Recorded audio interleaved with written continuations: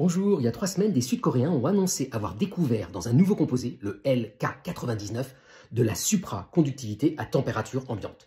Et ça a fait un buzz incroyable dans tous les réseaux sociaux et les médias dans le monde entier. Et 3 semaines plus tard, aujourd'hui, on a probablement la solution du mystère. Alors le premier mystère est du côté électrique. Les Sud-Coréens, ils avaient mesuré une chute de résistance électrique vers 110 degrés Celsius qui ressemblait vraiment à un supraconducteur.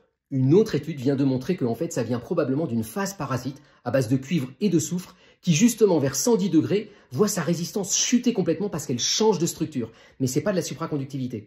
Et puis le mystère numéro 2, c'était les mesures magnétiques. On voyait que leur échantillon il flottait au-dessus d'un aimant et ça fait vraiment penser à un supraconducteur. Là encore, une autre étude vient de montrer que dans le même matériau, il y a des petites phases magnétiques et que ces phases magnétiques, quand le composé il est sous forme de petites plaquettes comme ça le fait léviter à moitié au-dessus d'un aimant. Donc au final, LK99 n'est probablement pas supraconducteur. Alors quand on a assisté à tous ces échanges, toutes ces études et tout, on a pu avoir le sentiment que c'était un vrai bazar. Moi je trouve que c'est tout le contraire. On a vraiment assisté à de la science qui se fait en direct. Des tas de chercheurs très sérieux dans le monde ont refait les échantillons, ont refait les mesures, n'ont pas trouvé de la supraconductivité, mais ils ont fait même mieux, ils ont réussi à montrer d'où venaient les canulars de la première étude. Et tout ça, ça s'est fait grâce aux réseaux sociaux bien sûr, mais aussi et surtout au fait que tous les chercheurs dans le monde ont accepté de jouer le jeu de la science, c'est-à-dire de soumettre leur article et de le montrer à tout le monde pour que les autres puissent le voir, s'en emparer, le commenter et progresser à partir de là. Bonne journée!